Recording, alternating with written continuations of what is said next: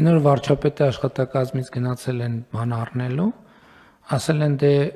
եթե կանխիկով կտակ փողը ուրիշ գին, հա, եթե քարտով կվճարեք ուրիշ գին։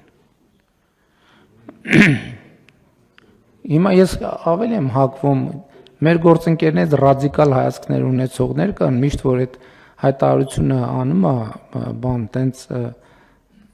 բան անցնում, տենց լարում անցնում դալիճով, այս կանխիկի հարցը պետք է լուծենք։ Ժողովուրդ ինչն է սա, պետք կանխիկ փողը մի հատ կարակ բացատրեք։ Ինչ են անում մարդիկ կանխիկով։ Կա շարք են տալիս, ստվերային առևտուր են անում։ Ասենք ինչ պոզիտիվ բան կա, որ հնարավոր չի անել անկանխիկ փողով։ Բան ծննդին նվեր տալ հնարավոր է, հավելվածով տեղում քարտով փոխանցում ես։ Նվեր, այսինքն ինչ կա, որ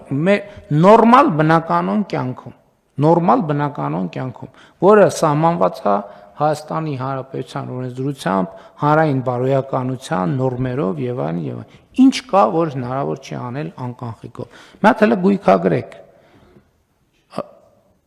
Անկանխիկով որ հնարավոր չի անել։ Չէ՞ մի հատ լուրջ գույքագրեք, որովհետեւ ինչ է նշանակում Երևան քաղաքի կենտրոնում վարչապետի աշխատակազմը գնա առևտուր անի, ասի դե գիտես ընկեր ջան, սենց է մեր մոտ։ Ուրեմն եթե սենց անեք, սենց կանեք,